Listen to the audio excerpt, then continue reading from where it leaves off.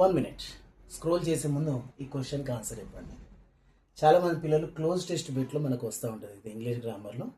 So made of ఎప్పుడు వాడాలి, made from ఎప్పుడు వాడాలి అంటే ఒక వస్తువుని తయారు చేయడానికి ఇంకొక ముడి పదార్థాన్ని వాడినప్పుడు మనం made of or made from use చేస్తాం. ఫర్ ఎగ్జాంపుల్ ఇక్కడ చూడండి, పెన్ మేడ్ ఆఫ్ ప్లాస్టిక్.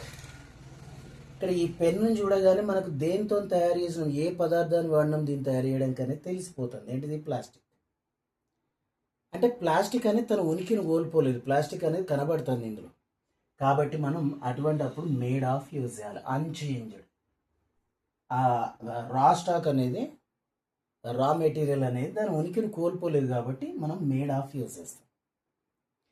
ఇక్కడ సెకండ్ దాంట్లో చూడండి, paper made from wood. For example ఇక్కడ ఒక పేపర్ ఉంది. ఈ పేపర్ తీసుకుంటే దీన్ని వుడ్ లేదా బ్యాంబూ సంథింగ్ ఎల్స్తో తయారు చేస్తారు. దీన్ని తయారు చేయడానికి దాన్ని వాడతారు.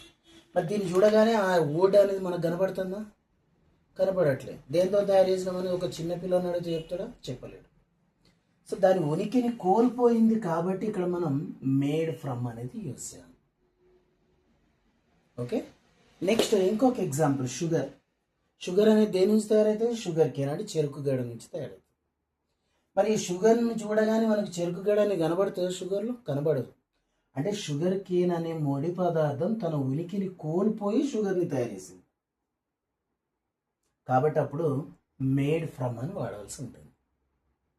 Thank you. వీడియో కనుక మీకు ఇన్ఫర్మేటివ్ అనిపిస్తే please subscribe, like and share. Thank you very much.